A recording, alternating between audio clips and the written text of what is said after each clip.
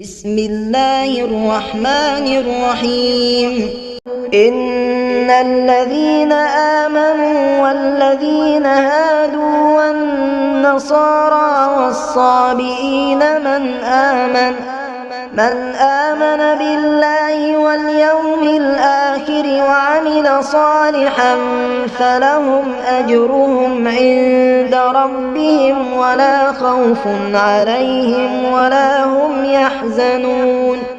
وإذ أخذنا ميثاقكم ورفعنا فوقكم الطور خذوا ما آتيناكم بقوة واذكروا ما فيه لعلكم تتقون.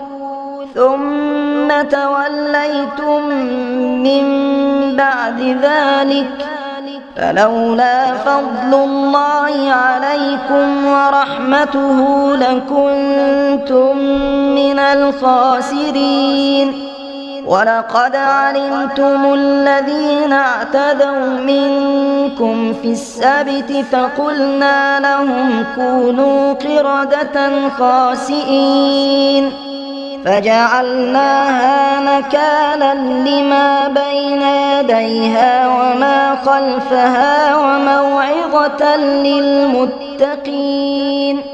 وإذ قال موسى لقومه إن الله يأمركم أن تذبحوا بقرة قالوا أتتخذنا هزوا قال أعوذ بالله أن أكون من الجاهلين. قالوا ادع لنا ربك يبين لنا ما هي قال إنه يقول إنها بقرة لا فارض ولا بكر عوان بين ذلك فافعلوا ما تؤمرون. قالوا ادع لنا ربك يبين لنا ما لونها قال إنه يقول إنها بقرة صفراء فاقع لونها تسر الناظرين. قالوا ادع لنا ربك يبين لنا ما هي إن البقرة شابه علينا وإنا إن شاء الله لمهتدون.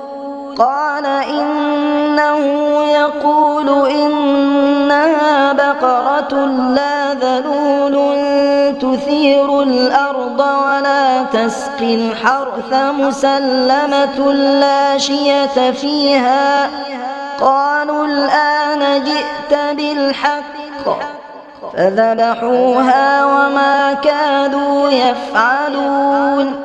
وإذ قتلتم نفسا فادارأتم فيها والله مخرج ما كنتم تكتمون.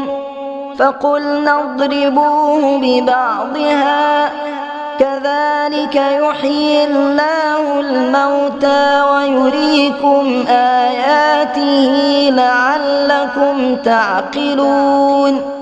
ثم قست قلوبكم من بعد ذلك فهي كالحجارة أو أشد قسوة وإن من الحجارة لما يتفجر منه الأنهار وإن منها لما يشقق فيخرج منه الماء وإن منها لما يهبط من خشية الله وما الله بغافل عما تعملون.